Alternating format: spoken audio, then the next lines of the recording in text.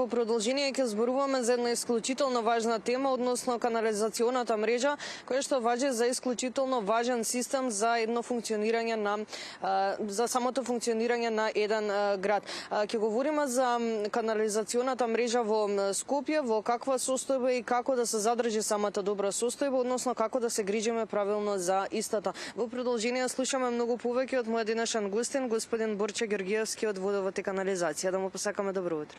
Добро утро.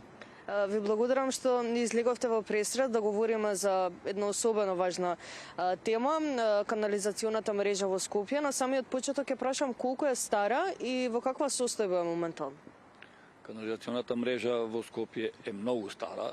Нашето претпријатие постои од 908 година.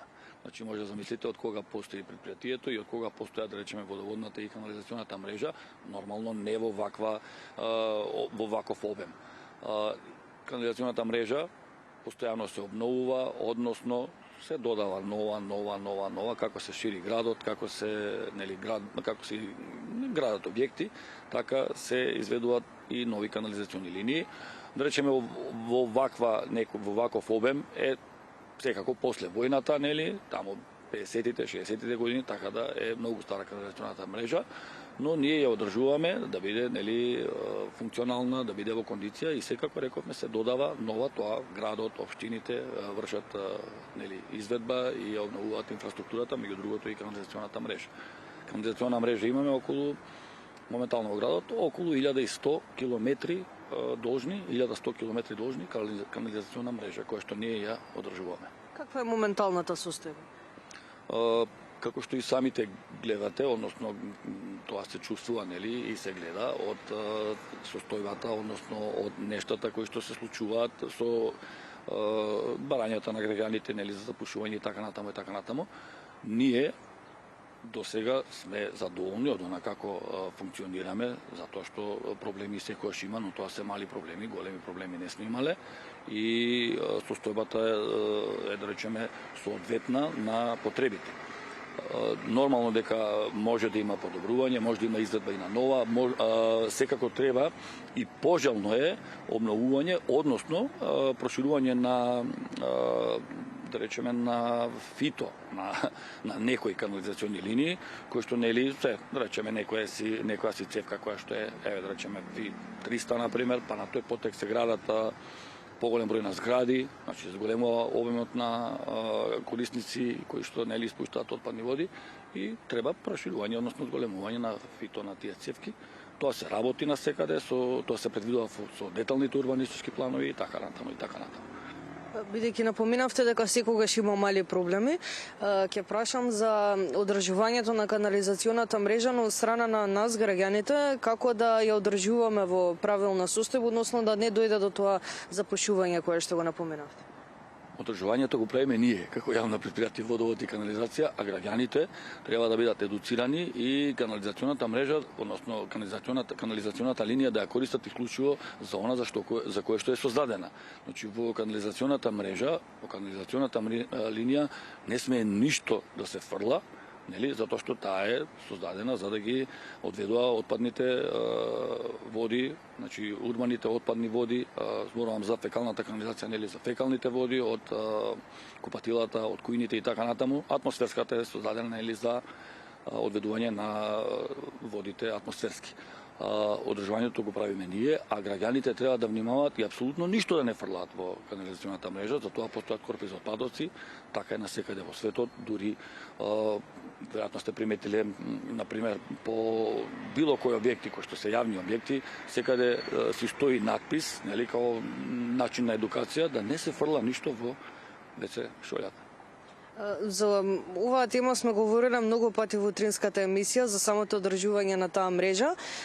Сме говореле, нели, како совесно да се однесуваат нашите граѓани. Потука ќе прашам дали сметате дека ваквото јавно говорење ја подигнува јавната свест кај граѓаните и има некоја промена во однос на оваа тема?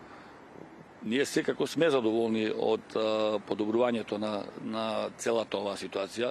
Точно е дека многу пати сме разговарале на оваа тема, многу пати го повторуваме истото, дури за некого можеби е достапно, меѓутоа секогаш се некои нови, да речеме, гледачи го гледаат ова и нашата замолница секако е она што го кажав претходно, апсолутно ништо да не се фрла во канализационата мрежа. Тоа рековме, неколку пати сме кажали дека од невнимание можно е во самите купатела од некои предмети кои што нели може да паднат во WC шолјата не сакајки.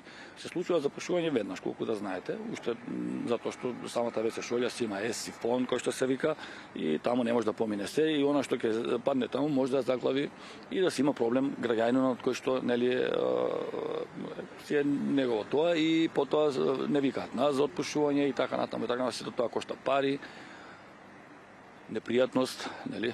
Тоа е малку непријатна ситуација кога ќе се запуши фекална канализација, непријатно за секој дом.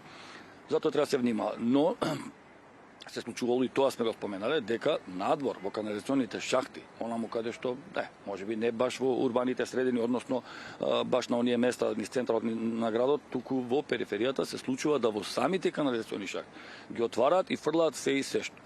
Затоа што едноставно имаат некое ѓубре кое што го одложуваат во самите шахти. Тоа е веќе катастрофално и може да ни го попречи нели работењето, односно протокот на канализационата отпадна вода низ самиот колектор. Пред самиот крај би сакала кратко да напоменам и за новите простории на водовод и канализација во Ѓорче Петров. Од каква корист ќе бидат тие простории за граѓаните? Па видите, ние водиме грижа нели за граѓаните, оние кои што на пример едноставно не можат онлайн да плаќаат или не можат да одат на пример не знам во банка или некаде. И се имаме на неколку локации такви пунктови каде што се врши наплата. Тоа е сепак од потребите, нели од нашата анализа дека на тој потек граѓаните им е потребно да има пункт за наплата затоа што ќе им биде олеснување, нели се правиме ова за тој потек што е конкретно за Ѓорче Петров, Ново село, Новоселски пат таму и тој дел можеби Волково од другата страна Стара и така натаму.